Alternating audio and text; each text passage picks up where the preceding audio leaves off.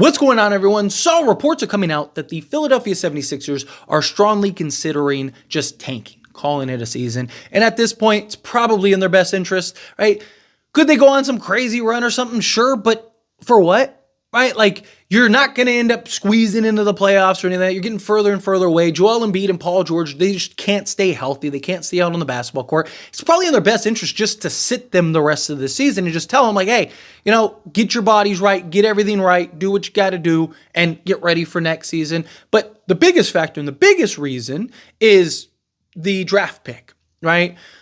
If they were to tank, which hopefully they start tanking before we end up playing them, so that way we get that win, close this month strong, right? But if they are, the biggest factor for tanking is because OKC would own their pick unless it's in the top 4. So if it's the 5th pick to the 7th pick, right, top 10, whatever, then it goes to OKC. Right now, if everything ended today, right, the Oklahoma City Thunder would get Philadelphia's pick, and it would be the 7th pick in the draft, assuming no one leapfrogs or anything like that, of course. Now, there is always the potential that even if Philly does decide to tank, that one, they end up with a top 5 pick, or, they end up getting leapfrogged or something, and they end up with the top 5, 6, 7 pick, right? So regardless, though, even if they were to get leapfrogged, then it still makes sense for them because it's like, you might as well just rest Paul George and Joel Embiid and try to go make a run next season. But what if they get one of the top picks? What if they get one of these guys that they could add to that core? And then you have guys like Maxey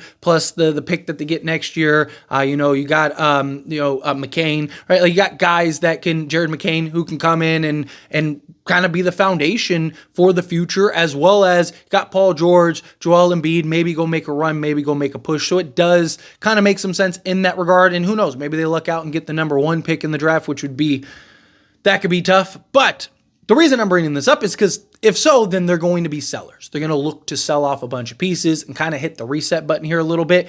And if that's the case, I do think that there are several pieces that make a lot of sense for the Lakers. Now, I don't think the Lakers are going to be able to get anyone like significant. They're not going to be able to get like a Jared McCain or anything like that. But they do have a couple kind of 3-and-D wings that could make some sense that the Lakers could maybe go and acquire and that are cheap. To me, I'd be looking at Philly as kind of like depth pieces, right? So you still go make the trade, say whatever, Nikola Vucevic, you end up doing a trade for that. And then I've talked about, can you go get like a Cody Martin and like a Josh Richards, right? Well, maybe you can go and pivot to a team like the Philadelphia 76ers and get some pieces from them.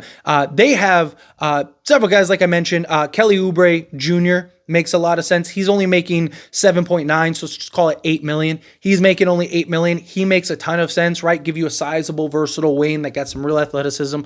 Guy that's not far that removed from being a 20-point-a-game guy that can do some stuff there out there on the basketball court. Caleb Martin, right? Caleb Martin is looked at as the better. He's the one that was on Miami player, right? Like, do we really want to take the risk on a Miami player? But he is looked at as the better of the two between Cody and Caleb Martin. Now, could you get both, right? Could you get like a Cody Martin from Charlotte and then get a Caleb Martin from, the 76ers? Again, another guy making $8 million. He's making $8.1 million. Just call it $9 million to be safe. Between those two, you're looking at sending out about $17 million, right? And get 2 3-and-D style wings that could help and be just depth pieces and be pieces that could really help. Outside of that, I mean, Andre Drummond, right? Could you get him as a backup center, making $5 million, right? Like, Lakers need a center. Even if you got a Nikola Vucevic or something, right? Could you take $20 million and go get an Andre Drummond, a Caleb Martin, and a Kelly Oubre, and trade a couple other pieces and get that done? That a possibility? Could you pull something like that off to where now you got a couple depth pieces and you got another, so you could go with Anthony Davis, you have Nikola Vucevic, and then you could go with Andre Drummond and just keep AD at the 4 full time, right? I mean, that's what he really wants. And Andre Drummond is one of the better, if not the best, backup center in the league. You also have Yabusele, who I know a lot of people really like, a lot of people really want to see, but he's not a true 7-footer. I mean, he's a high-energy guy, give you some effort, but he's 6'8", he's 265, good physical, high-energy guy, but I think we need kind of more of a traditional or closer to a traditional center, if I'm being honest. He is only making $2 million, so like maybe he could just be a tack on or an add-on, right? Or maybe instead of Andre Drummond, like say you went and got a Nikola Vucevic instead of an Andre Drummond, could you maybe go get Yabusele, right? Like maybe, right? That could be something that you could look at. Reggie Jackson, I'd probably stay away from personally. Eric Gordon, I'd stay away from personally. KJ Martin, he's 24, 6'6", sizable forward. Could you maybe get him, right?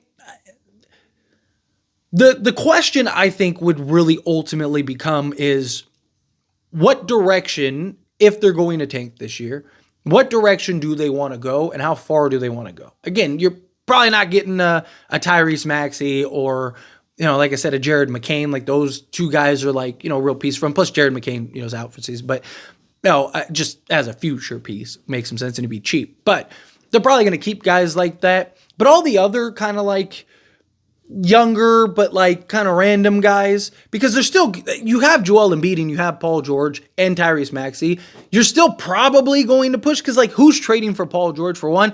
I can still see teams taking a chance on Joel Embiid and just being like, man, if he's healthy, like he might give us a shot. So maybe you trade it, but why? They'll probably just keep them and try to run it back and hope that they're healthy again next season. Right? So that's probably my guess what would end up happening.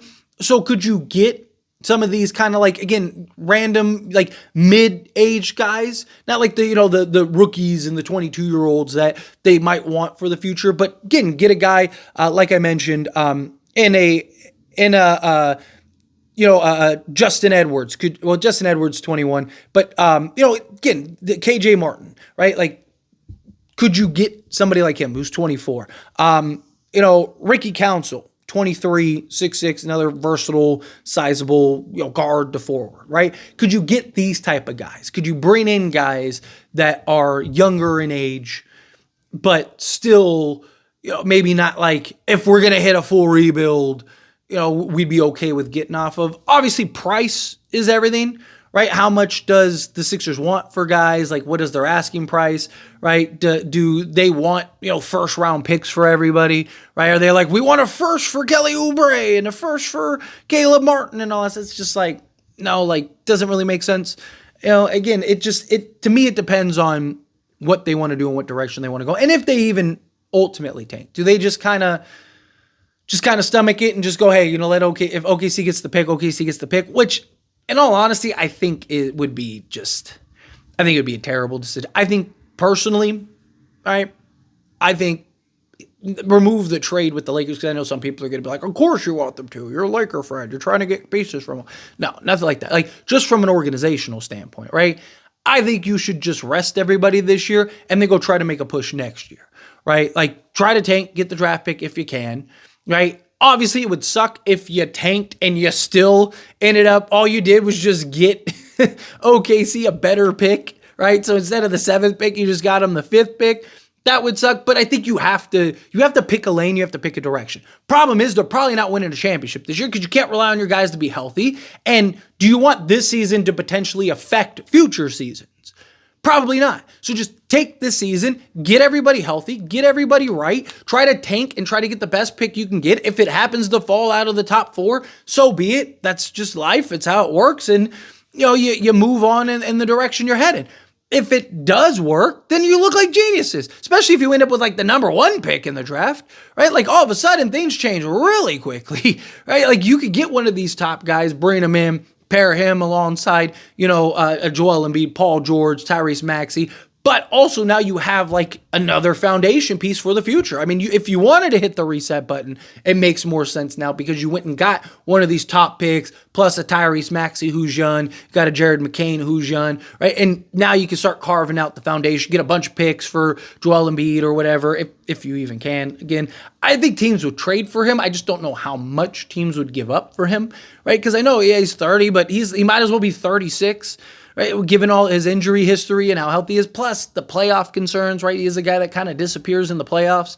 But I mean, again, it's just, you got to trust the process if you're them. And from a Lakers standpoint, right, if they're willing to do that, well, then they have, again, some pieces that could make sense for you to just acquire for some depth, right? If Lakers go and pull off some other trades, chances are most of these trades are going to be 2, 3 guys for one, right? If you want one of these more higher tier guys. So if you can go and you have a roster spot or two and you can kind of turn a guy or two into some of these depth pieces, I think it's something that you at least consider. I would look, if it was me, right, I would be looking at Kelly Oubre as well as a Caleb Martin and then an Andre Drummond. Those 3 guys. Can you get those 3 guys? Maybe you do that, and if you get Andre Drummond, right, maybe you're not spending the money to go get a center. Maybe you just go get, a Bruce Brown, and that's the direction that they could go. And bring in a Bruce Brown, Kelly Oubre, Caleb Martin, and now you got kind of 3 wing depth pieces, and then bring in an Andre Drummond as your backup center that can slot in and kind of play that role, right? Again, I don't hate the idea of pieces, which the Lakers supposedly want to kind of are considering doing like a pieces trade rather than like a big swing trade.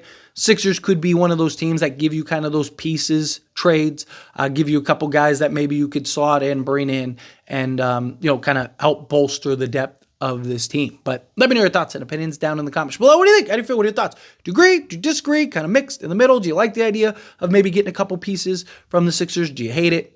Let me know down in the comments. That being said, if you haven't liked this video, hit that like button. Helps me out. So we enjoy these types of videos. I truly appreciate it. Not subscribe channel, hit that subscribe button. Turn on the bell notifications. Appreciate y'all. See you in the next one. Thank you.